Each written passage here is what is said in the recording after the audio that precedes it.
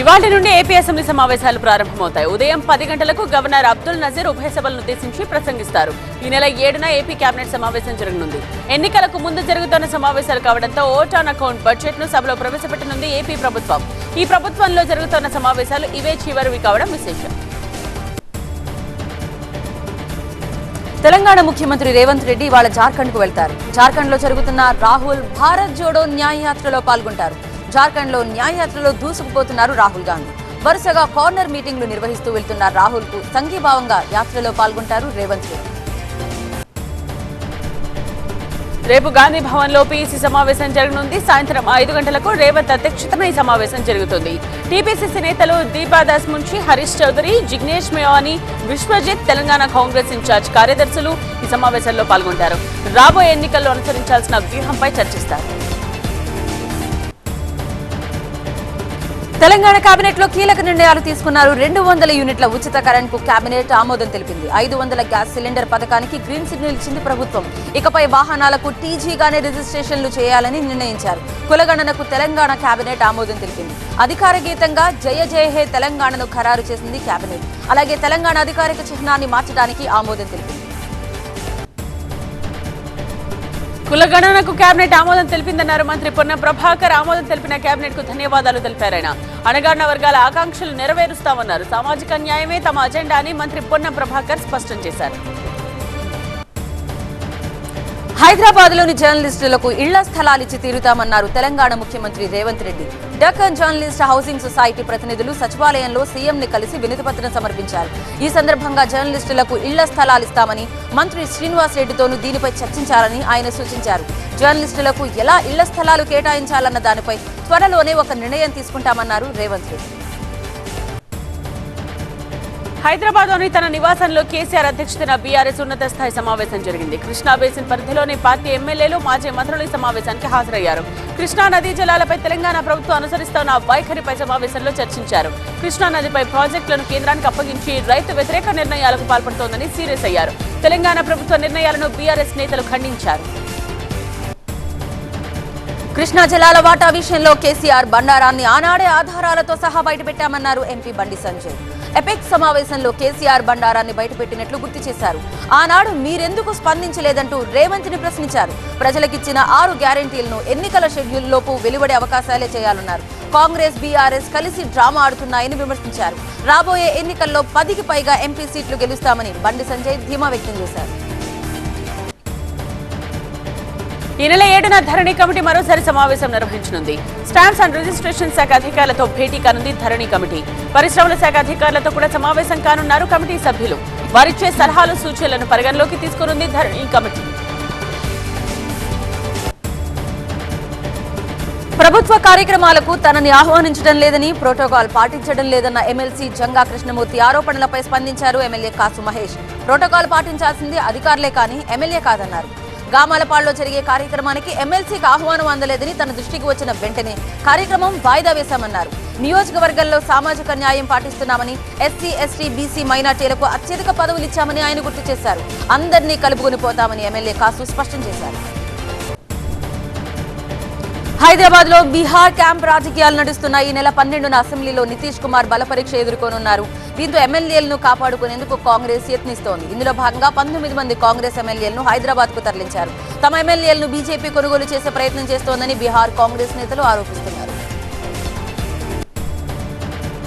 ఈ నెల 8న చంద్రబాబు, పవన్ మరోసారి సమావేశం కానున్నారు. ఇప్పటికే సీట్ల సర్దుబాటుపై వారి మధ్య జరిగిన చర్చలు కొలికి వచ్చినట్టుగా తెలుస్తోంది. ఈ నెల 8న చంద్రబాబు, పవన్ సమావేశం తరువాత సీట్ల సర్దుబాటు, మేనిఫెస్టో, బహిరంగ సభలపై నిర్ణయం ప్రకటిస్తారు ఇరువురు నేతలు. చావో రేవో తేల్చుకోవడానికి తాను సిద్ధం అన్నారు జనసేన అధ్యక్షుడు పవన్ కళ్యాణ్. తనపై నమ్మకంతో అంతా తన వెనుక నడవాలని పిలుపునిచ్చారు. జగన్తో అంత తేలిక కాదు, పొత్తులతో కొంచెం కష్టంగానే ఉంటుందన్నారు. వచ్చే ఎన్నికల్లో జనసేనది బలమైన పాత్ర ఉంటుందన్నారు. గతంలో సిపిఐ, సిపిఎంతో పొత్తు పెట్టుకుంటే కొన్ని ఇబ్బందులు వచ్చాయన్నారు. ఇప్పుడు సీట్ల సర్దుబాటులో కొన్ని ఇబ్బందులు తప్పవని చెప్తున్నారు పవన్ కళ్యాణ్. చంద్రబాబు, పవన్ భేటీపై సెటర్లు వేశారు మంత్రి అంబటి రాంబాబు. సుదీర్ఘకాలంగా వారిద్దరి భేటీ సాగుతోందని, ఇప్పటికీ ఏమీ తేలలేదని అన్నారు. పవన్ కళ్యాణ్ ఎక్కడి నుండి పోటీ చేస్తాడని ప్రశ్నించారు. చంద్రబాబు కుప్పంలోనే పోటీ చేస్తారా అని సందేహాన్ని వ్యక్తం చేశారు. సీట్ల కన్నా ముందు నోట్ల సంగతి తేలాలని విమర్శించారు. పవన్ వెంట వెళ్తే కుక్క తోక పట్టుకుని గోదావరి ఈదినట్టే అన్నారు అంబటి. పవన్ కళ్యాణ్ సమక్షంలో జనసేనలో చేరారు ఎంపీ బాలశౌరి. ఏపీ అభివృద్ధి పవన్ కళ్యాణ్ తోనే సాధ్యమవుతుందన్నారు. ఎంపీ అభ్యర్థుల ఎంపిక ప్రక్రియ వైసీపీలో గందరగోళంగా ఉందన్నారు. సీట్లు, ఓట్లు, పదవుల కోసం పార్టీ మారలేదని స్పష్టం చేశారు. ఎన్నికల ముందు ఇచ్చిన మాట తప్పారు కాబట్టే తాను వైసీపీని వీడానన్నారు. పవన్ నిర్ణయం మేరకు ఎక్కడ పోటీ చేయమంటే అక్కడ పోటీ చేస్తానన్నారు బాలశౌరి. మహబూబ్నగర్ జిల్లా మహబూబాబాద్ పోలీస్ స్టేషన్లో ఏసీబీ దాడులు నిర్వహించారు. లంచం తీసుకుంటూ ఏసీబీకి పట్టుబడ్డారు. మహమ్మదాబాద్ ఎస్ఐ సురేష్ పగిడ్యాల గ్రామానికి చెందిన కృష్ణారెడ్డి అనే వ్యక్తి నుండి 50,000 లంచం డిమాండ్ చేశారు. ఇప్పటికే 30,000 రూపాయలు తీసుకున్నారు. మిగిలిన 20,000 లంచం తీసుకుంటూ ఉండగా ఏసీబీ అధికారులు పట్టుకున్నారు. రైటర్ ఇస్మాయిల్ తో పాటు మరో వ్యక్తిని అదుపులోకి తీసుకున్నారు అధికారులు.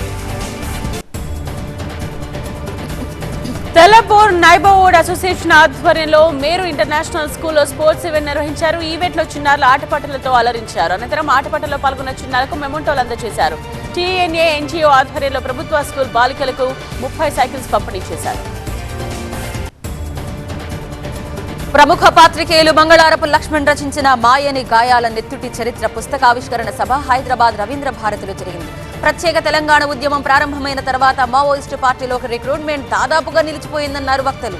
నక్సలైట్ ఉద్యమం ప్రారంభ కాలం నాటి పరిస్థితులు ఈనాడు లేవని, తెలంగాణ రాష్ట్ర ఏర్పాటు తర్వాత ప్రజల ఆర్థిక పరిస్థితి మెరుగుపడిందన్నారు. హైదరాబాద్ బంజారాహిల్స్ లోని హ్యాపీ మొబైల్స్ లో నటి శ్రీలీల సందడి చేశారు. సామ్సంగ్ గెలాక్సీ S24 సిరీస్ ను విడుదల చేశారు శ్రీలీల. తెలంగాణలో అత్యంత వేగంగా విస్తరిస్తున్న happy multi brand mobile store ద్వారా సామ్సంగ్ మొబైల్ విడుదల చేయడం ఆనందంగా ఉందన్నారు. ఈ సందర్భంగా శ్రీలీలను చూసేందుకు అభిమానులు భారీగా తరలివచ్చారు. మార్కెట్లోకి మరికొన్ని కొత్త మోడల్స్ ను అందుబాటులోకి తీసుకొస్తామన్నారు హ్యాపీ మొబైల్ సంస్థ ప్రతినిధులు. గత బీఆర్ఎస్ ప్రభుత్వం అనాలోచిత నిర్ణయం వల్ల వీఆర్ఓ వ్యవస్థ రద్దయిందని తెలంగాణ వీఆర్ఓల జాయింట్ యాక్షన్ కమిటీ చైర్మన్ అన్నారు. వీఆర్ఓలను తమను ఇతర శాఖలకు బదిలీ చేశారని, గత 18 ఏళ్లుగా ఎలాంటి ప్రమోషన్లు, సీనియారిటీ లేకుండా విధులు నిర్వహిస్తున్నామన్నారు. గాంధీ భవన్లో ధరణి రిఫార్మ్స్ కమిటీ సభ్యుడు కోదన్ రెడ్డిని జేఏసీ సభ్యులు కలిసి వారి సమస్యలను వివరించారు. శ్రీవారి ఆశీస్సులతో ధార్మిక సదస్సు విజయవంతమైందన్నారు టీటీడీ ఈవో ధర్మారెడ్డి. 57 మంది పీఠాధిపతులు, మఠాధిపతులు సదస్సులో పాల్గొన్నారని తెలిపారు. తిరుమల ఆస్థాన మండపంలో స్వామీజీలు ప్రత్యక్షంగా, పరోక్షంగా అనుగ్రహ భాషణం చేశారన్నారు. ధార్మిక సదస్సు మొదటి రోజు 24 మంది, రెండో రోజు 17 మంది స్వామీజీలు ప్రత్యక్షంగా పాల్గొన్నారని ఈవో తెలిపారు. తిరుపతిలో బీసీ సంఘాలు సింహగర్జన సభ పేరుతో కథం తొక్కాయి. బీసీ కులాలని ఆధిపత్య కులాలు అణిచేస్తున్నాయంటూ బహిరంగ సభ నిర్వహించాయి. తిరుపతిలోని ఇందిరా మైదానంలో జరిగిన బహిరంగ సభలో రాష్ట్రంలోని పలు బీసీ సంఘాల నేతలు పాల్గొన్నారు. గత డిసెంబర్ 7న ఇచ్ఛాపురం నుంచి స్వాతంత్ర పోరాట రథయాత్రను ప్రారంభించిన బీసీ సంఘాలు ప్రజల్ని చైతన్యపరుస్తూ తిరుపతిలో ముగింపు సభ నిర్వహించారు. హైదరాబాద్ లో బంగారం ధరలు స్థిరంగా కొనసాగుతున్న 24 క్యారెట్ల 10 గ్రాముల బంగారం ధర 63,380 రూపాయలు పలుకుతోంది. 22 క్యారెట్ల 10 గ్రాముల బంగారం ధర 58,100 రూపాయలకు చేరుకుంది. వెండి ధరలు మాత్రం ఎలాంటి మార్పు లేకుండా నిన్నటి ధర 77,000గా కొనసాగుతోంది. విశాఖలో విప్రోత్సవం 2024 పేరుతో బ్రాహ్మణ ఐక్య సదస్సు జరిగింది. జీవీఎల్ నరసింహారావు, మాజీ ఐఏఎస్ అనురాధ, బ్రాహ్మణ సంఘాల నాయకులు సదస్సుకు హాజరయ్యారు. 60 పార్టీలు పట్టించుకోవన్నారు జీవీఎల్. మెరిట్ పరంగా బ్రాహ్మణులు అన్ని రంగాల్లో ముందున్న సంఖ్యాపరంగా బలం చాటలేకపోతున్నారని చెప్పారు. రాజకీయ సాధికారత, పదవులు ప్రధానమే అని, అంతకంటే ముందు గౌరవం సాధించుకోవాలని పిలుపునిచ్చారు. ప్రకాశం జిల్లా మార్కాపురంలో దొంగలు హల్చల్ చేశారు. పట్టణంలోని శివాజీనగర్ లో తాళాలు వేసి ఉన్న ఇళ్లను లక్ష్యంగా చేసుకుని దొంగలు చోరీకి పాల్పడ్డారు. మొత్తం 4 ఇళ్లలో దొంగలు చోరీ చేసేందుకు ప్రయత్నించారు. ఒక ఇంట్లో 50,000 నగదు, 3 తులాల బంగారాన్ని దొంగలు అపహరించారు. బాధితులు ఇచ్చిన ఫిర్యాదుతో దొంగలను పట్టుకునేందుకు క్రిప్స్ టీమ్ ని రంగంలోకి దింపారు పోలీసులు. ప్రకాశం జిల్లా పుల్లల చెరువు మండలం ఐటివరంలో ఎస్సీ పాలెంలో వైసీపీకి చెందిన 60 కుటుంబాల ప్రజలు తెలుగుదేశం పార్టీలో చేరారు. Yerragondapalem TDP incharge Guduru Erikshan Babu party కండువాలు కప్పి సాదరంగా ఆహ్వానించారు. సీఎం జగన్ పాలనలో ఎస్సీలపై జరుగుతున్న దాడుల్ని సహించలేక వీరంతా వైసీపీని వీడి టీడీపీలో చేరారన్నారు ఎరిక్షన్ బాబు.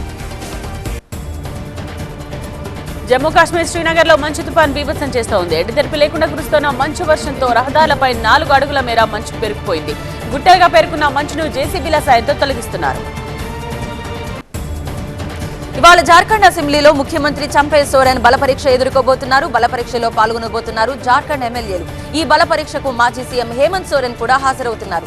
జార్ఖండ్ లాంటి పరిస్థితే తమ రాష్ట్రంలో ఏర్పడిందన్నారు బీహార్ కాంగ్రెస్ అధ్యక్షుడు అఖిలేష్ సింగ్. బల పరీక్షలో నితీష్ కుమార్ ని ఓడిస్తామన్నారు. ఇతర పార్టీల ఎమ్మెల్యేలు హైదరాబాద్ వస్తున్నారని చెప్పారు. తమ ఎమ్మెల్యేలని కాపాడుకోవడానికి హైదరాబాద్ సురక్షిత ప్రాంతం అన్నారు. 4 రోజుల పాటు ఇక్కడే ఉంటామన్నారు అఖిలేష్ సింగ్. ప్రధాని మోదీ గౌహతిలో పర్యటించారు. 11,000 కోట్ల విలువైన అభివృద్ధి ప్రాజెక్టులకు ప్రారంభోత్సవాలు శంకుస్థాపన చేశారు. అనంతరం బహిరంగ సభలో పాల్గొని ప్రసంగించారు. ఈ 11,000 కోట్ల ప్రాజెక్టుల ప్రారంభోత్సవం దక్షిణాసియాలోని ఇతర దేశాలతో అస్సాం, ఈశాన్య కనెక్టివిటీ బలోపేతం చేస్తాయని చెప్పారు ప్రధాని మోదీ. ఈ ప్రాజెక్టులు పర్యాటక రంగంలో ఉపాధి అవకాశాలను పెంచుతాయన్నారు. స్వాతంత్ర్యం వచ్చాక 7 ఏళ్ల తరబడి అధికారంలో ఉన్నవారు పవిత్ర ప్రార్థనా స్థలాల ప్రాముఖ్యతను అర్థం చేసుకోలేకపోయారని విమర్శించారు. ఆర్ఎస్ఎస్ బీజేపీ అరాచకాల నుంచి విముక్తే భారత్ జోడో యాత్ర లక్ష్యమన్నారు రాహుల్ గాంధీ. మోదీ ప్రజా వ్యతిరేక నిర్ణయాలతో ఆర్థికంగా నష్టపోయిన వారికి న్యాయం చేయాలన్నదే న్యాయ యాత్ర ఉద్దేశమన్నారు. జార్ఖండ్ లో యాత్ర సందర్భంగా ధన్బాద్ లో కార్నర్ మీటింగ్ నిర్వహించారు Rahul Gandhi. BJP versus Delhi CM Kejriwal వ్యవహారం మరింత ముదిరింది. తనకు ఢిల్లీ పోలీసులు నోటీసులు ఇవ్వడం, ఈడీ సమన్లపై తీవ్ర స్థాయిలో స్పందించారు కేజ్రీవాల్. బీజేపీ బెదిరింపులకు తాను భయపడడం లేదన్నారు. తనను అరెస్ట్ చేసే ఢిల్లీలో అభివృద్ధి ఆగిపోతుందని అపోహలో బీజేపీ నేతలున్నారని విమర్శించారు.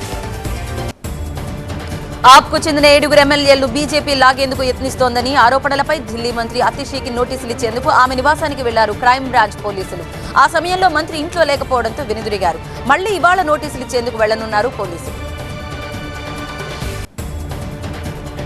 చండీగఢ్ మేయర్ ఎన్నికల్లో అక్రమాలు జరిగాయని ఆప్ శ్రేణులు భారీ ఆందోళన చేపట్టాయి. చండీగఢ్ మున్సిపల్ కార్పొరేషన్ కార్యాలయాన్ని ఆప్ కార్పొరేటర్లతో పాటు కార్యకర్తలు ముట్టడించారు.